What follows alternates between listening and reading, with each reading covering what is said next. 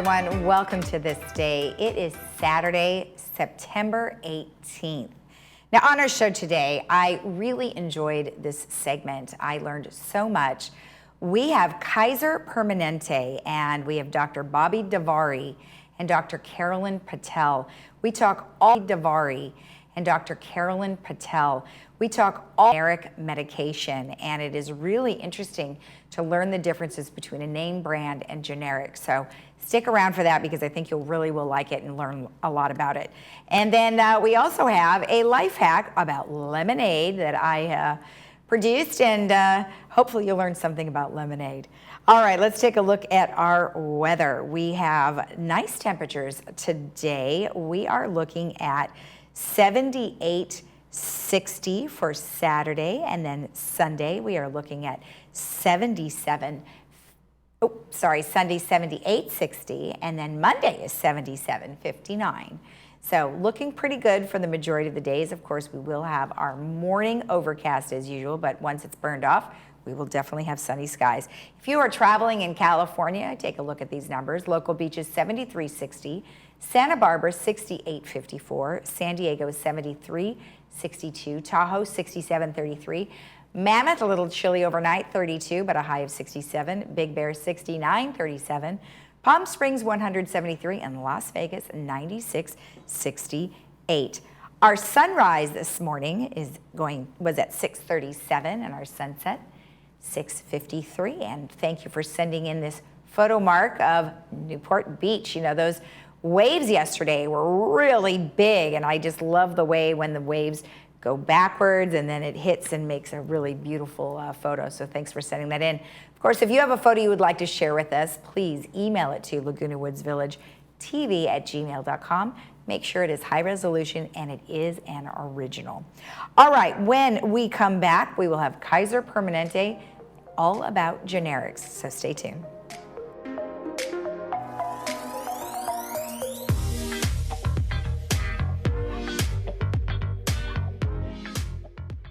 Pickleball is the fastest growing sport in Laguna Woods, and during the day, hundreds of pickleballers play on the association's 7 courts. But at night, that number is greatly reduced because there are only 4 lighted courts. Light the Night is a community improvement project, and the Pickleball Club has stepped up to assist GRF with funding. You can help by making a tax-deductible donation of any size through the Village Community Fund.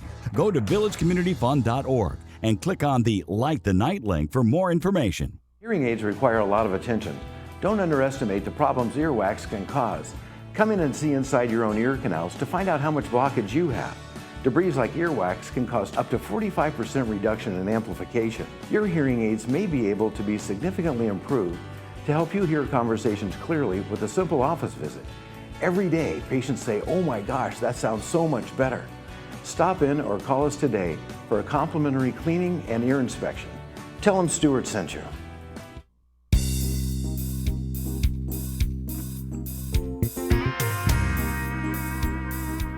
Welcome back. Well, today I am joined by Dr. Bobby Davari and Dr. Carolyn Patel, who are here on behalf of Kaiser Permanente. Well, welcome both of you to the show. Thanks for having us. Thank you for having us. You're welcome. Now, this has always been a very interesting subject for a long time, is the importance of generics. And oftentimes, you know, we can't tell when we're going to get a generic or when we're going to get the actual name brand. So this is a great discussion.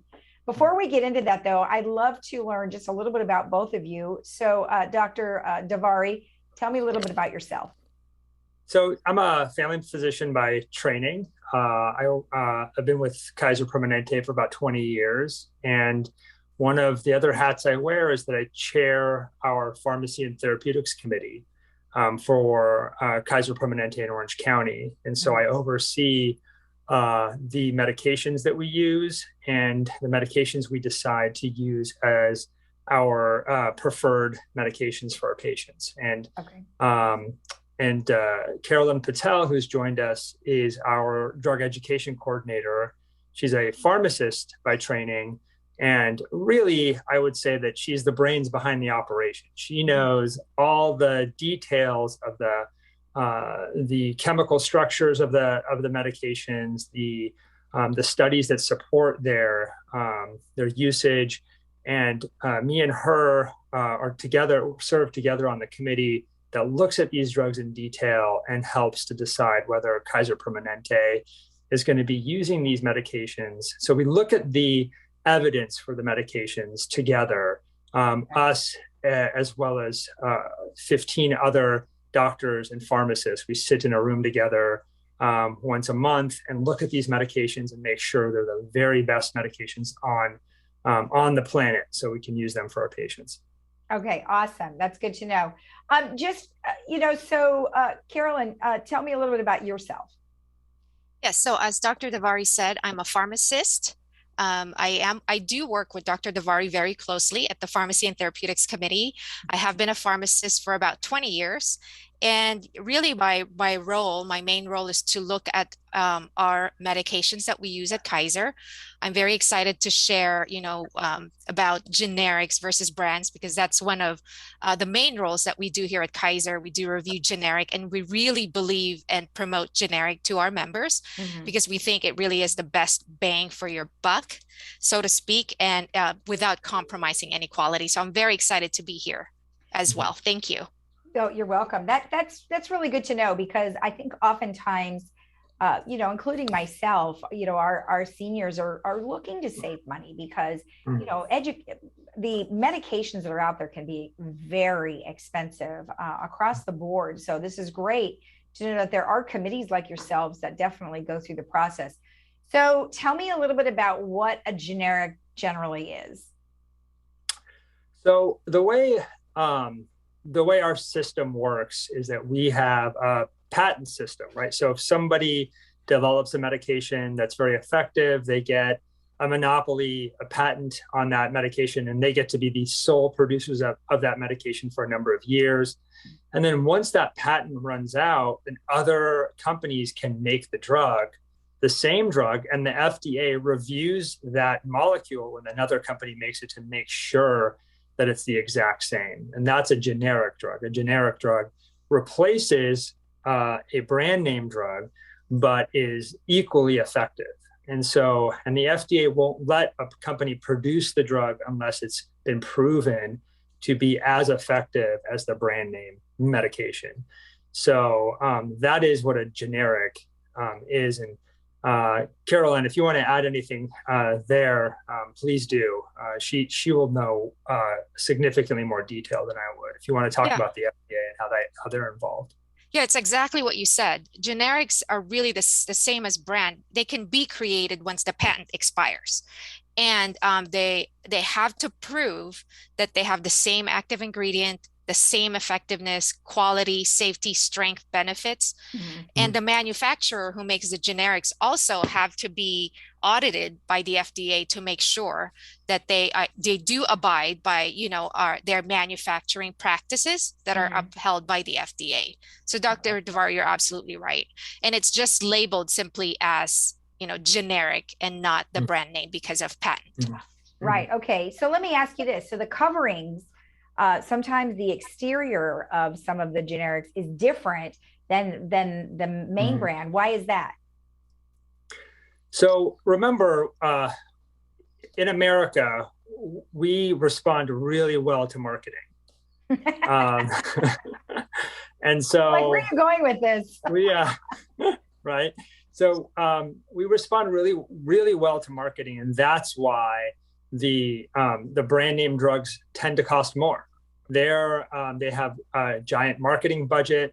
They have also paid a lot of money for the research and development of the medication, and so the generic companies don't have that. They're making their money on volume, and so they charge much less for the medication and hope to sell more units. And so the analogy would be a car would get you from point A to point B. You don't need a Ferrari. But in this scenario, it would be two Ferraris. They work exactly the same. You're just paying 3 times more for the green Ferrari versus the red Ferrari. They're the same. And so we sometimes have these amazing new medications that work amazingly well, and then once their patent runs out, you still get to have that same medication. It may be a different color. So it just doesn't make sense for our patients, and really any patients, to pay 3, 4, 5 times more just for a different color packaging or a different color pill. Right. But this is not a small point. People have proven that that if you have a pill that's red, patients tend to think it works better than a pill that's blue, or vice versa. I can't remember the exact. Carol, do you know that? Have you heard that research? I can't remember.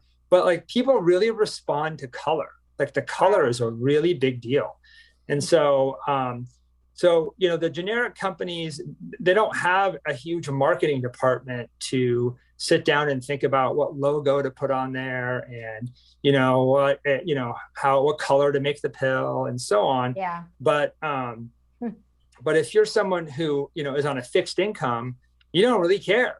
You just want to get from point A to point B, and you don't care what color the Ferrari is. You're in a Ferrari and you're good. Yeah. Or, you know, in my case, a Toyota Camry. It doesn't matter. So it's just getting you from point A to point B, and that's all that matters. Right. Okay. Well, that's good to know, because I always wondered what some of the differences would be. Now, in terms of cost, well, before I go to that, tell me, how long does the patent usually last? Oh, Carol's going to know that answer, but I think average, the average from, you know, when they apply, because they have to do a lot of studies, is about 20 years. But that doesn't mean from the start of marketing. It really is from the time they start studying or finding an active ingredient, but they still have to prove effectiveness. Yeah. So I would say, you know, less than 20 years, but from inception to marketing, it's an average of about 20 years. Although we may say that for marketing, it's probably around 10 years, meaning the patent, while it's now available to the patient, is probably half of that, 10 years or less. Oh, okay. So does that mean then for 10 years, we would be paying for the main brand and not a generic? Correct. That's correct. Oh, okay. Okay. Does it ever happen where the generic falls out and then you have to go back to the main brand? Actually, that does happen. Sometimes and that's happened more recently. And I think Carol would also be able to comment a little more on that. There are some of these companies that stop producing the generics for whatever financial reason that's going on, and then we have shortages, and then we have to go back to the brand name. Carol, can you think of an example of that? An example when a generic is discontinued? Yeah. Yes, actually, more recently than ever. And I think it's because sometimes they don't see a lot of profit from making the generic. So it is really, after all, it is a business. And so they do, you know, we have heard of instances where the generics companies, they do discontinue it because of not having enough revenue to continue to market it. Right. Oh, it's just so interesting. And I didn't even realize that there were councils like yourselves that sit down with all of this. Now, I understand, Carolyn, that you are in charge of educating the doctors on all of this. Approximately how many drugs each time you meet with them do you have to talk to them about?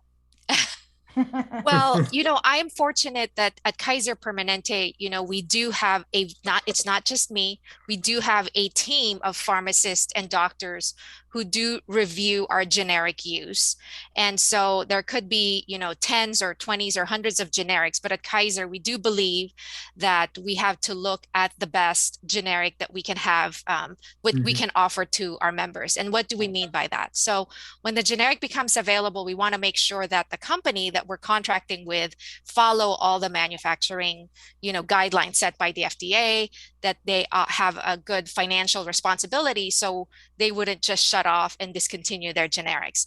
Right. After that, we also look at the data that they have regarding their generics. And what that means is that, you know, we want to make sure that what's so-called availability or bioavailability data is that it's as close to the brand results as possible, so that when we switch our members from the brand to the generic, they're not going to be feeling, you know, any of these major changes. So we really try to make sure that they're close to to the brand as possible.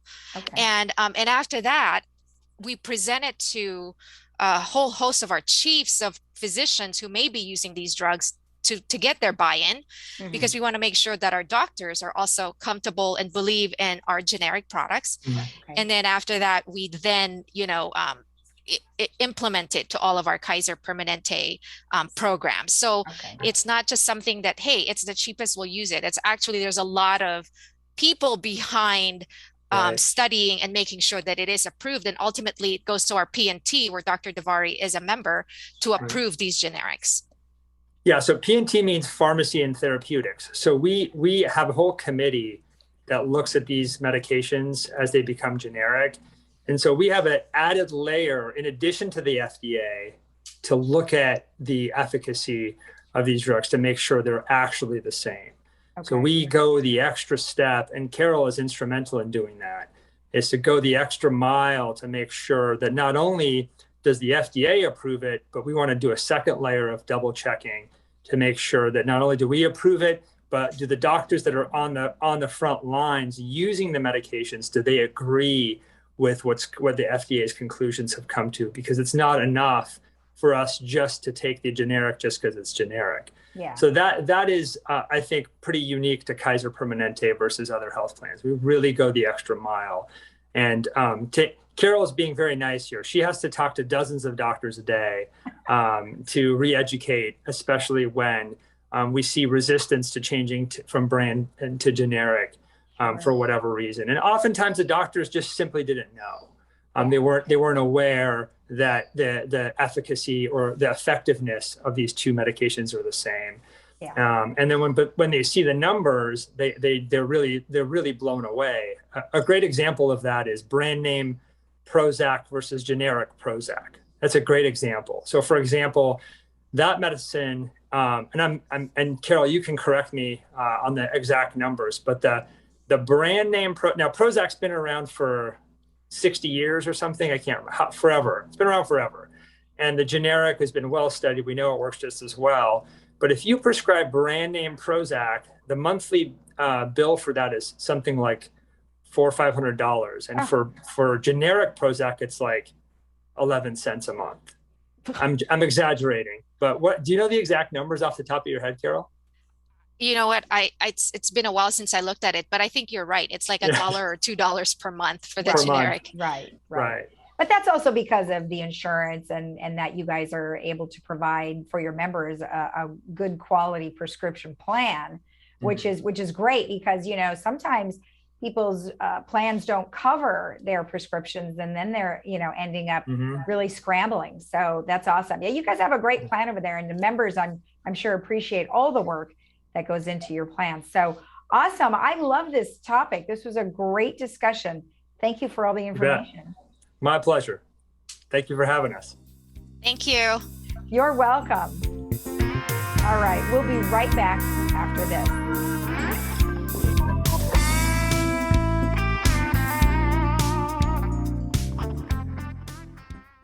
Why do I love being a doctor at Kaiser Permanente? My only job is to take great care of my patients.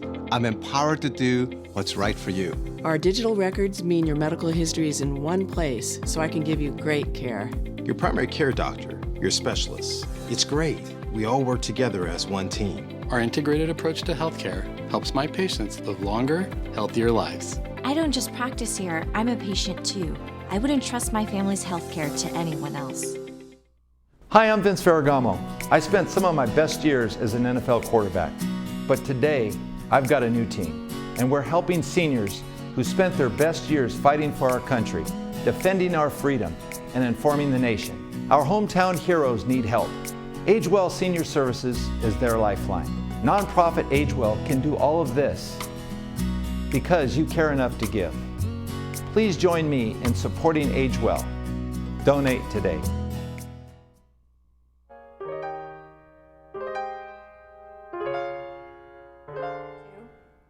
Well, we found another watermelon recipe for you, but this time it's watermelon lemonade. Yum, sounds delicious. So we're gonna have 1 cup of water, a 1/2 cup of granulated sugar, 48 ounces or 6 cups of cubed fresh watermelon, and you do wanna have the seeds removed, 1.5 cups of 100% pineapple juice, 12 ounces of canned frozen lemonade thawed, 2 tablespoons granulated sugar, a half a teaspoon of lemon zest, and 1 to 2 tablespoons of light corn syrup. Now you can use lemon juice or water if you prefer. Now the next thing you're going to want to do is you're going to mix in a small mixing bowl. You're going to combine the water and granulated sugar, and you want to stir that up until the sugar dissolves. Then you're going to add to a blender your watermelon cubes and the sugar water mixture. Blend until smooth. Now, depending on the size of your blender, you may have to separate this into 2 different batches. But if you have a large enough blender, you can just go ahead and add the next ingredients right to that blender. So you're going to add all those ingredients in, and then you're going to take a large fine mesh sieve, or you can use a strainer, over a large pitcher and pour in the pureed watermelon. Now you can use the back of the wooden spoon or rubber spatula and press to remove the remaining liquid from the watermelon mixture, and then you're going to throw away the rest of the solids that are left in the sieve or in your strainer. Now the rest you're going to pour in, your thawed lemonade concentrate and pineapple juice, and then you're going to mix it all up and you're going to refrigerate it cold until about 1 to 2 hours. Now, before you put it into glasses, they recommend that you rim the top of your serving glasses in corn syrup. Now that's a lot of sugar, so if you prefer not to use the corn syrup, what I would do is I would take your lemon and I would rim the tops with lemon, and then you can dip it in your sugar mixture, because that way it won't be as sweet. You can add your ice cubes to each glass, pour in your watermelon lemonade, garnish with a watermelon piece or a pineapple leaf if desired. And there you have a most delicious watermelon lemonade to help with all of these hot summer days.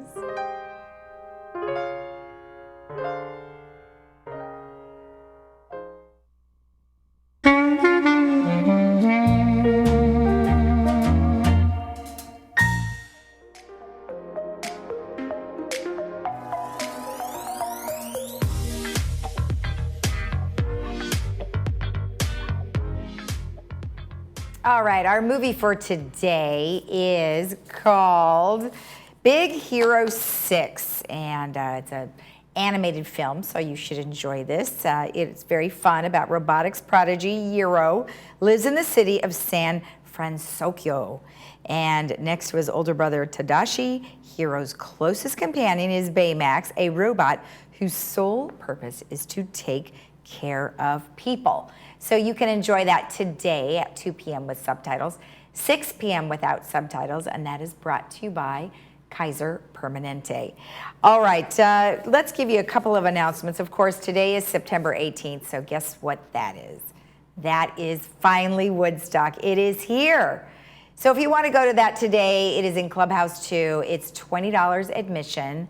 You may be able to get a ticket at the door, but it might be best if you just go to babyboomersclub.org, and you can get all the information there and be able to find out whether or not you can show up the day of to see if you can get in. But it should be a lot of fun. Bands all day long from 2 to 9. And then, of course, they have the beer and wine garden, so you should be able to enjoy that as well. All right, also to let you know that the GRF board wants you. They would like you to submit your candidate applications for the 2021 annual election, and you can get your application in the office of the CEO in the community center from the corporate secretary, Cheryl Silva. Now, if you would like more information about this, you can call her at 949-268-2383 or send her an email, cheryl.silva@vmsinc.org. Now, a couple of things that are happening next week. We have Dallas and Doll, which is on Thursday, September 23rd on the Clubhouse 2 lawn, and that should be a load of fun. That's going to be very nice entertainment. And you can bring your own blankets and lawn chairs, and you can bring your own picnic. However, hot dogs and chicken will be available. And no glass containers or bottles. And of course, this is going to be on September 23rd, and that's from 4 to 6 p.m. Clubhouse 2 lawn. If you want more information, go to recreation@vmsinc.org.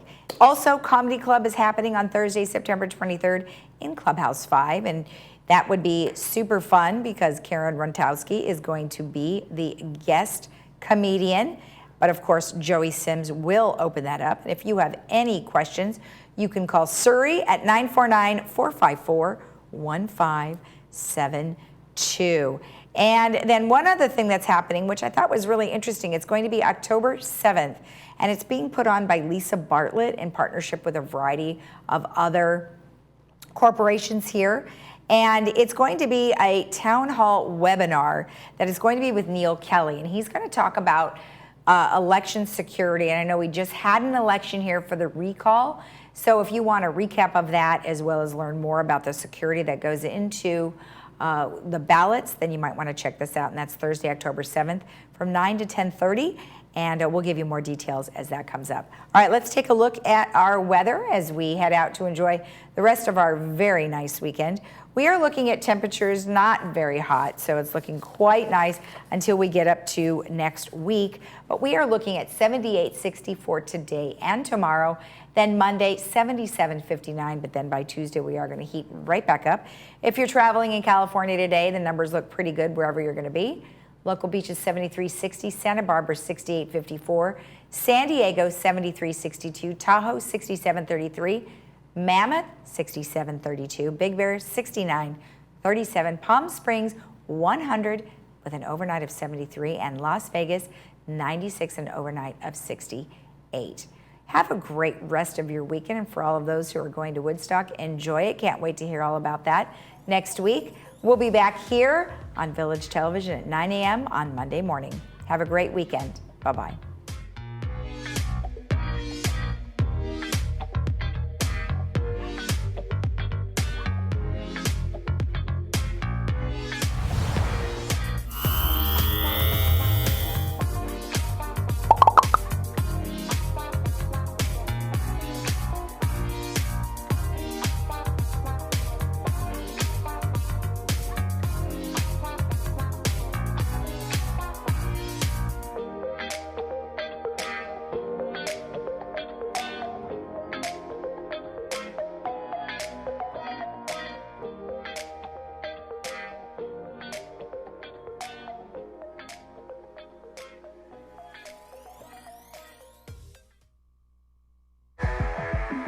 Did you know that pickleball is the fastest growing sport in Laguna Woods and across the USA?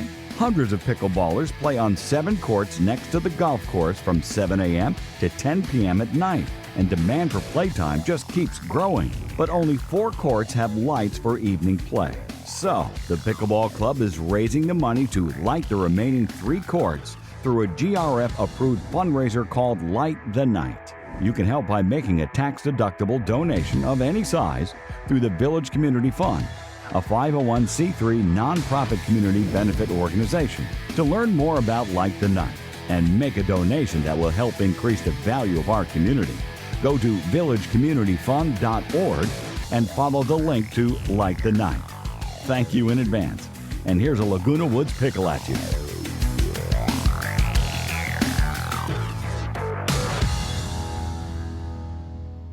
California Living meets expert memory care at Sarasol.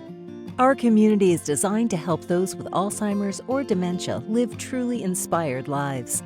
From caring staff who knows your loved one's favorite activities to comfortable routines that spark positive memories, we bring a touch of warmth into everything we do. Memory care is a big decision, and we're here to help every step of the way. See what makes Sarasol unique. Learn more today at sarasol.com.